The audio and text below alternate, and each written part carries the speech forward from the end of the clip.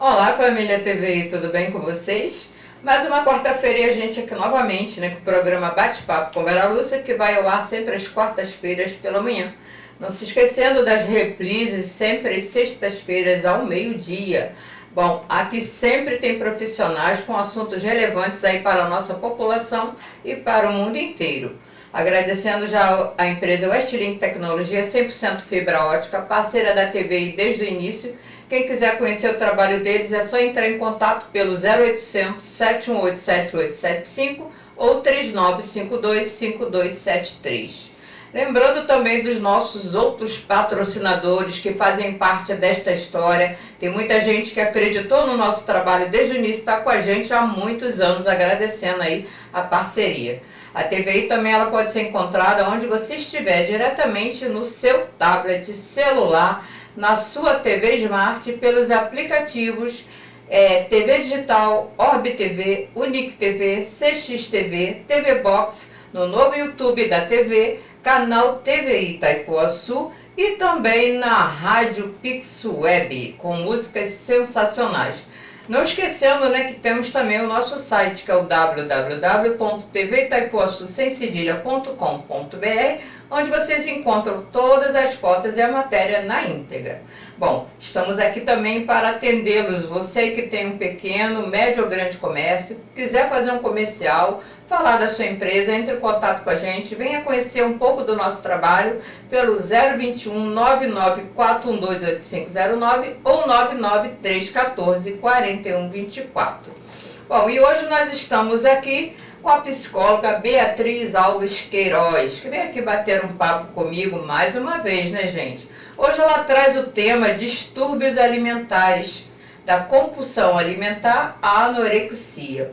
Bom, Beatriz é natural do Rio de Janeiro, reside há 14 anos em Itaipuaçu, Maricá, é pós-graduada em psicanálise pela PUC do Rio Grande do Sul, atua há 2 anos na área de psicologia e ainda arruma tempo para ser voluntária lá na IFISA, uma instituição filantrópica no município. Então seja bem-vinda mais uma vez, Beatriz. Vamos falar um pouquinho desse tema também, que é muito relevante, e às vezes tem que saber falar sobre esse tema, Falando aqui pra gente, quais fatores emocionais e sociais mais contribuem para o desenvolvimento de distúrbios alimentares em adolescentes e jovens adultos? Bom dia a todos que estão nos assistindo. Mais uma vez gostaria de agradecer pela oportunidade de estar aqui falando, trazendo um pouquinho dessa contribuição, desse conhecimento que eu adquiri através da psicologia. E hoje o nosso tema, voltando à pergunta, distúrbios alimentares, quais são as causas que contribuem para os transtornos alimentares? Bom, primeiramente, nós precisamos compreender que na nossa sociedade somos criados desde sempre através de um perfeccionismo, onde nós temos essa autocobrança com a nossa autoimagem. Então, muitas vezes, essa insegurança deriva-se dessa pressão que nos é imposta desde novos. E outras coisas que contribuem também são os quadros de ansiedade, de depressão, quadros subjacentes, como por exemplo o transtorno borderline, ou então o transtorno de personalidade bipolar e etc. Então a compulsão alimentar e a anorexia, elas estão envoltas por todos esses aspectos sociais, biológicos e emocionais também. O que seria o transtorno borderline, Bom, o transtorno borderline, como o próprio nome diz, é estar na borda. Isso na psicologia quer dizer que você está entre uma neurose e uma psicose, dentro da visão da psicanálise mais propriamente dita. E o transtorno borderline apresenta-se de várias maneiras, como por exemplo, o autoflagelamento, uma culpabilidade muito grande, alterações de humor, crises de raiva constantes, ansiedade, processos depressivos. todos associam-se ao transtorno borderline. Pedido de socorro, né? Já está na beirinha, né? Pedindo socorro, né? É, isso aí. Bom, de que forma então as redes sociais e os padrões estéticos impostos, né, influenciam a autoimagem e também podem desencadear comportamentos alimentares, né, disfuncionais? Hoje em dia, com essa tecnologia avançada, as coisas ficaram mais complicadas, né? A gente se cobra mais, né? Com toda certeza. E se nós pararmos para refletir, estamos a todo instante com os celulares, com os smartphones nas mãos. Então nós vemos realidades que não são compatíveis com as nossas. E assim também são com os corpos, com a aparência de uma maneira geral. Então a todo instante nós vemos pessoas com diversos procedimentos estéticos, que passaram por diversas cirurgias para uma modificação corporal, para saciar, né, esse padrão pré-estabelecido pela mídia, e até mesmo nós, né, desejamos ver pessoas bonitas nos filmes, nas séries, nas novelas e assim por diante. Então isso foi sendo pré-estabelecido. E as pessoas foram fazendo essas modificações no próprio corpo para suprir esses padrões. E nós, que estamos fora das telinhas, né, vemos isso como sendo um sinal de perfeição.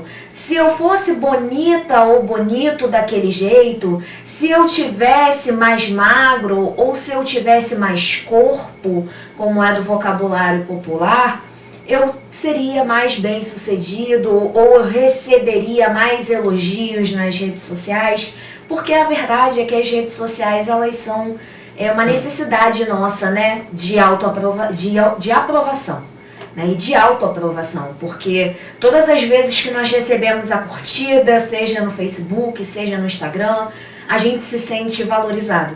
E nós buscamos, almejamos estar ali sendo de alguma forma vistos, né, pela sociedade. É verdade mesmo. Quando a gente publica alguma coisa e às vezes ninguém curte, a tristeza bate, né? É impressionante como já tomou conta do cérebro, né, da gente, né? Interessante isso. Sim, e os transtornos, né, principalmente a anorexia, está muito voltado para isso. Porque você acaba vendo corpos extremamente magros e você acaba desenvolvendo de que eu estou fora do padrão, eu me olho no espelho, eu não gosto da minha autoimagem e eu acabo adotando métodos de restrições, né, dietas extremamente restritas para alcançar esses corpos, né? Então é importante a gente estar sempre atento para não cair nessas armadilhas que a era digital nos traz. E nunca está satisfeito. Você pode estar mais magra que for, você nunca está satisfeito. Parece que se olha e não se vê, né, daquele jeito, né? Então vamos ficar atentos, gente. Se você está gostando dessa entrevista, compartilha, curte, comenta, deixa um comentário aí se você tem alguma pessoa que está precisando de ajuda, tá bom? A Beatriz está aqui para isso, para ajudar a gente. Bom, então vamos falar aqui quais são os principais sinais de alerta que familiares e também amigos, gente, devem observar em alguém com possível anorexia ou compulsão alimentar. Porque às vezes a família está tão envolvida no trabalho, em suprir a alimentação da casa, trabalha muito, né, que às vezes um amigo ele consegue ver melhor, né? Com certeza. E é importante a gente ressaltar um pouquinho essa diferença, né? Eu acho que seria interessante. A anorexia está voltada a essa perda do peso corporal, onde a pessoa começa a ter comportamentos restritivos, né? E a compulsão alimentar já é o contrário. É a pessoa que, por estar passando por problemas emocionais, acaba muitas vezes comendo em excesso e tendo ganho de peso. Mas voltando aqui, né, para os sinais de alerta, é importante estar sempre analisando se o familiar, o amigo, está ganhando peso muito rapidamente ou está perdendo peso de forma muito brusca. Se a pessoa está apresentando ali instabilidade no humor, ou seja, horas ela está extremamente eufórica, em outros momentos ela cai e fica com uma expressão mais triste, mais pesarosa. Se a pessoa apresenta sinais de desconforto com o próprio corpo, como por exemplo, não querer ir à praia, à piscina, locais onde é necessária essa exposição, ou se está de alguma forma ali se escondendo com roupas mais largas, são sinais sempre de atenção, né? E outro sinal também é a gente analisar as falas, porque o ser humano ele se expressa através da fala. Então, sempre que a gente acaba fazendo um julgamento do outro, aqueles comentários de que, poxa, eu não estou me sentindo bonito hoje, eu acho que essa roupa não me caiu tão bem, são sinais de alerta para a gente estar aí prestando atenção para poder ajudar, né? Então, Beatriz, como o tratamento multidisciplinar envolvendo psicologia, nutrição, psiquiatria, ele pode auxiliar na recuperação de pessoas com distúrbios alimentares. Lembrando, gente, que psiquiatria não é para loucos, tá bom? Com certeza não, né? É muito importante a gente, principalmente nós profissionais da área de saúde, aprendermos a trabalhar de forma interdisciplinar, né? De forma a auxiliar aquele indivíduo, aquele paciente na sua totalidade. Porque o distúrbio alimentar, ele não envolve somente o psicólogo, né? Mas também o nutricionista, muitas vezes o psiquiatra, muitas vezes um profissional de educação física. Então é importante a gente estar fazendo essa rede.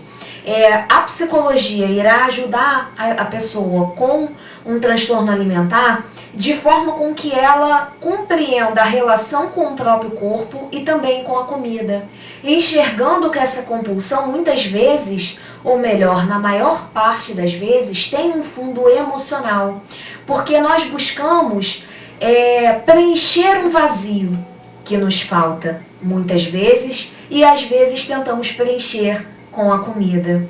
Então, assim, de maneira contrária, a anorexia, onde o indivíduo se encontra ali insatisfeito com aquele peso corporal, mas aquele vazio interno faz com que ele queira, de alguma forma, quase que desaparecer. Então, está muito associado essa parte psicológica com os transtornos alimentares. A área de nutrição irá auxiliar fazendo um plano alimentar onde a pessoa não se sinta culpada, onde ela possa comer aqueles alimentos que a agradam, mas sem esse peso, sem essa culpa de estar comendo aquilo que se gosta. E o profissional da psiquiatria auxiliará, caso necessário, com receitas, né, de medicações, porque normalmente o transtorno alimentar está associado aos quadros de ansiedade. E a ansiedade, ela é uma doença. Doença no sentido de que ela é uma doença do cérebro. Assim como todos os outros órgãos do nosso corpo adoecem, o cérebro também adoece. Então nós precisamos tratá-lo.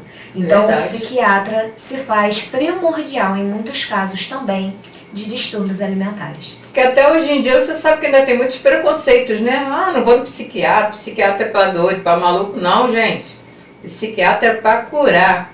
E com o atendimento multidisciplinar, como a Beatriz falou, se torna mais importante ainda, né? Com certeza. Então vamos saber aqui por que a compulsão alimentar, ela muitas vezes está associada a sentimento de culpa e vergonha, como a gente deu uma palhinha agora aqui, né? E como isso impacta o processo da cura. Isso às vezes já vem desde a infância, né? Aqueles sofrimentos, né? Às vezes até em família, na escola, algum abuso assim, que acaba ocasionando essas falhas, né? Sim, é muito importante nós enxergarmos os indivíduos, os sujeitos, como seres sociais, porque nós vivemos em sociedade. Então tudo que somos hoje é fruto também do nosso passado. Sim. Da influência que tivemos da nossa família, do meio em que vivemos. Podemos pensar muitas vezes que o professor em sala de aula não tem esse poder de influenciar, mas tem também. Porque muitas vezes a criança passa muitas horas dentro da escola, se for uma escola integral, mais ainda. Então, é muito importante nós estarmos todos atentos com as nossas falas, com os nossos hábitos. Como, por exemplo, é muito comum no senso popular se falar para a criança que ela não pode deixar a comida no prato. Mas nós, como adultos, colocamos mais comida do que ela deveria ter ali para saciar a sua fome. Então, às vezes, um descontrole dos pais se passa também para os filhos. E aí todo esse transtorno se constrói. E aí, principalmente na fase da adolescência, onde há um conflito de identidade, onde se busca mais ainda uma aprovação das outras pessoas, acaba-se tendo esses descontroles, né, alimentares. Mas devemos ratificar de que não é culpa da pessoa não querer mudar aquele hábito alimentar, seja na compulsão, seja nos casos de anorexia e bulimia. É realmente, né, um ato de coragem pedir ajuda. Pedir ajuda para contornar, para conseguir ali compreender esses atos. Porque é como se fosse um ciclo, sabe? Um círculo que se repete, onde eu como, eu me sinto culpado por comer, eu faço dietas restritivas ou eu provoco náuseas ali para poder perder esse peso e novamente aquilo se repete, porque eu volto a sentir fome. Porque a fome, ela é um estado natural do nosso corpo. Nós precisamos do alimento para combustível para a nossa vida cotidiana. Então é um transtorno que envolve muitos aspectos e que é importante a gente romper esse ciclo. E como que nós rompemos? Com o autoconhecimento, com o amor próprio, passando a enxergar em nós mais do que um corpo, né? E sim quem nós somos, o nosso intelecto, as nossas qualidades enquanto pessoas e não somente essa autovalorização da imagem, né? Verdade. Então, Beatriz, de que maneira a educação emocional e a promoção de autoestima ela pode atuar na prevenção dos distúrbios alimentares em diferentes faixas etárias? É mais difícil cuidar na infância, na adolescência ou quando já está mais adulto? Então, essa pergunta é um pouquinho complexa. Na infância tudo é sempre mais fácil, porque a criança ela é mais suscetível a receber, né, as orientações. Ela não vai se negar a comer, ela vai estar mais suscetível à sugestão dos pais. O adolescente já é mais complexo, né? Eu diria assim que eu acho que a fase mais difícil, né, da gente tratar os transtornos, os distúrbios alimentares é na fase da adolescência, porque há esse conflito. Né, onde você ainda não tem maturidade suficiente para compreender o que você tem, mas ao mesmo tempo você não está passivo no sentido de receber o que o adulto está ali te propondo. Então a fase da adolescência ela acaba gerando mais esse conflito e também tem mais essa pressão estética. Né? Na fase adulta nós já compreendemos que precisamos ali nos alimentar para continuar vivos. Porque não é só na parte psicossocial que os transtornos alimentares vão atuar, mas também no físico. Se fizer um exame de sangue, irá dar ou um colesterol alto, ou uma pré-diabetes, no caso da compulsão, ou então uma anemia, deficiência de cálcio, deficiência de potássio e de vários outros componentes ali, no caso da anorexia e da bulimia. Então é mais fácil de compreender, né, e poder ali estar buscando ajuda de uma maneira mais eficaz também, porque a grande dificuldade do jovem também é a aceitação dos pais. porque ele ainda precisa dos pais para levar ao médico, para estar ali buscando. Então, ainda tem esse embate, né, muito grande. E com relação, né, de que maneira essa educação emocional auxilia, porque quando a gente fala no setting terapêutico, né, quando estamos em uma consulta psicológica e falamos sobre determinado assunto, sobre aquilo que nos dói, sobre aquilo que nos gera angústia, nós nos ouvimos. E quando nós ouvimos, sai daquela zona mental confusa de ligar uma informação na outra e nós passamos a perceber o que estamos falando e a forma com que estamos agindo. Então, percebemos que somos sim merecedores do nosso amor próprio, que somos merecedores sim dessa autovalorização, que não se encontra só no corpo, mas também em tudo que adquirimos enquanto indivíduos, porque somos feitos de qualidades e defeitos. Então é primordial, né, estar ali fazendo terapia, tendo um diagnóstico ali diferenciado, de forma a auxiliar em todo o manejo terapêutico, porque é uma reeducação, né? A gente fala muito da reeducação alimentar. Isso é muito importante, porque é o momento que a gente tem ali de estar revendo hábitos, né? Assim como práticas de atividades físicas. Porque nos casos de anorexia, de bulimia, muitas vezes, se a pessoa estiver praticando um esporte, uma atividade física, talvez muitas vezes essa culpa ela é reduzida. Então eu posso comer o que eu gosto, o que eu quero, porém eu vou estar fazendo uma atividade física, então faz com que a pessoa tenha esse equilíbrio e perca um pouco desse medo em engordar também. É verdade. Bom, nossa entrevista está chegando ao final, mas eu vou deixar aqui. A Bia vai deixar as considerações finais, vai deixar o endereço eletrônico, o contato dela para quem estiver precisando. Se tiver um amigo aí precisando, uma filha, um sobrinho, não se esqueça, gente, anota aí direitinho que ela vai passar todos os dados. Gostaria mais de uma vez de agradecer a todos. Vou passar os meus contatos. Meu telefone é 21 96426 4209 e pode também entrar em contato comigo pelo Instagram, que é Beatriz Queiroz _PC.